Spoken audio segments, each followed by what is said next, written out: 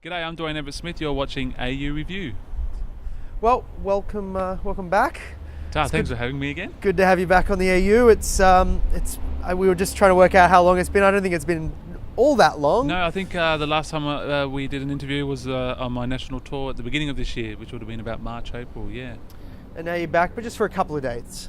Yeah, just back for a show tonight here in Sydney and at the Brighten Up Bar, so looking forward to it. It's going to be a good night, and I had a show last night in Brisbane, and I'll be down in good old cold and windy Melbourne tomorrow night.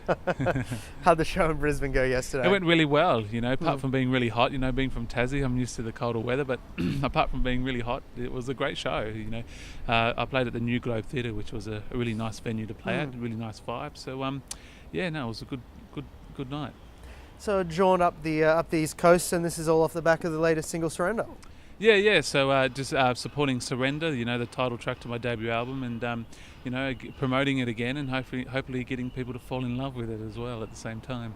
How are you finding people are responding to it? How are the shows going, and how's the response been to the track? It's interesting because I think this is my first release since the last probably 4 years of my life have been caught up with It's Like Love, really.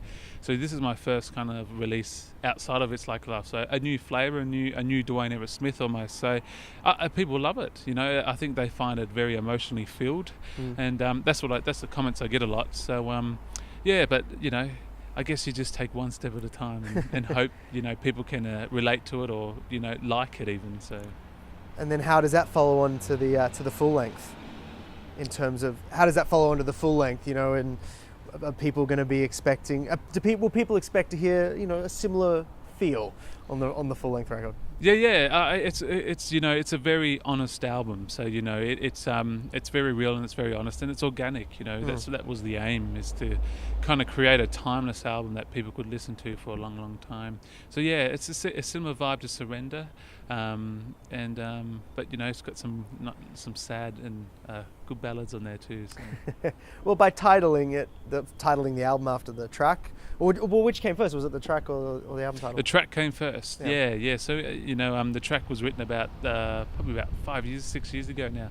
So we obviously all decided that Surrender was a good album title. There does seem to be a kind of a long gestation period for some of your music, where we hear it quite a while after it's first written, or at least in recorded form. Yeah, I think it's the case in this because it's taken me so long to record the album. A lot of these songs on the Surrender album were written when I was 16 to 20 years of age, and then I started recording an album, and then that took about 3-4 years. So now here's the product. But I think my next album will be fresh new stuff that's recent and relevant to time now, which is what I'm looking forward to. Yeah. So Surrender's almost a snapshot, not so much of now, but your time to now. Yeah, absolutely. Up to now, it's more of a snapshot of my life up to probably about when I was 24 years of age. But you grow and you get new experiences, and so you're dying to get that kind of out there. Do you feel like you write pretty consistently? Look, not for the last 3 years. I haven't been because I've been so concentrating on recording the album. Yep. But I've just got into a lot of writing probably in the last 2 months. Just because I want new things to sing about, really. There you go. Well, you've got to find inspiration somewhere.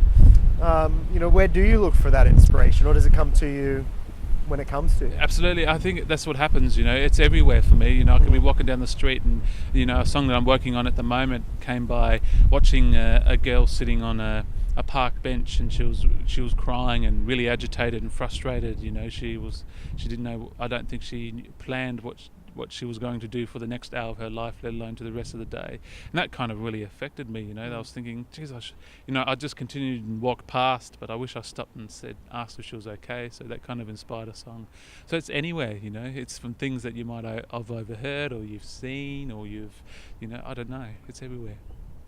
And touring wise, what's next for you?